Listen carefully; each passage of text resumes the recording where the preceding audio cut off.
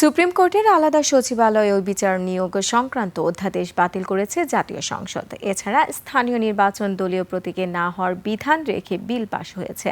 পাকিস্তানি বাহিনীর 3 দেশীয় সহযোগী দলের নাম রেখে জাতীয় মুক্তিযোদ্ধা কাউন্সিল জামুকা আইন সংশোধনের বিল পাশের প্রতিবাদে জামায়াতের আমির ডক্টর শফিকুর রহমানের নেতৃত্বে ওয়াকআউট করে বিরোধী দল।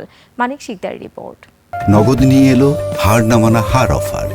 সর্বনিম্ন 10,000 টাকা রেমিটেন্স নগদে পাঠালে থাকছে স্বর্ণের হার জেতার সুযোগ। স্থানীয় সরকার ও পৌরসভা সংশোধন বিল কণ্ঠভোটে পাশ হওয়ার পরপরই ফ্লোর নেন বিরোধী দলীয় নেতা ডক্টর শফিকুর রহমান। স্থানীয় সরকার, মানবাধিকার কমিশন ও মুক্তিযোদ্ধা কাউন্সিল সংশোধন বিলের বিভিন্ন ধারায় তীব্র আপত্তি জানিয়ে একে গণবিরোধী আখ্যা দেন তিনি। যে কয়টি গণবিরোধী বিল আজকে পাশ হয়েছে, আমরা তার দায় নিতে চাই না। এই জন্য আমরা এখন সংসদ থেকে ওয়াকআউট করছি। বিরোধী দলের প্রস্থানের পর সংসদীয় শিষ্টাচার নিয়ে প্রশ্ন তোলেন স্বরাষ্ট্রমন্ত্রী সালাউদ্দিন আহমেদ।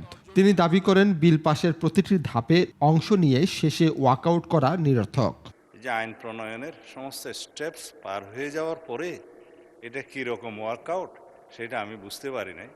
তবে ধন্যবাদ জানানোর জন্য দাঁড়িয়েছিলাম যে ওনারা প্রত্যেকটা স্টেপে ফার্স্ট, সেকেন্ড, থার্ড রিডিং পর্যন্ত প্রত্যেকটা আইনে সহায়তা করেছেন।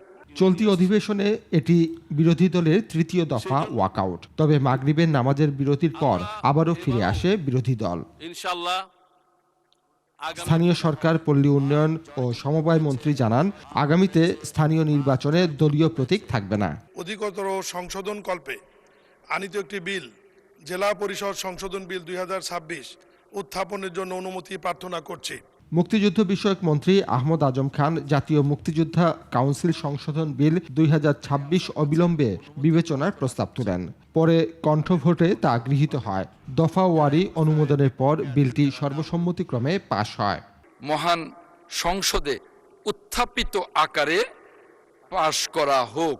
এদিন নিজ নিজ মন্ত্রণালয়ের মন্ত্রীরা বেশ কিছু বিল পর্যায়ক্রমে উপস্থাপন করেন। উত্থাপিত আকারে অবিলম্বে। মানিক শিকদার, 21 টেলিভিশন, ঢাকা।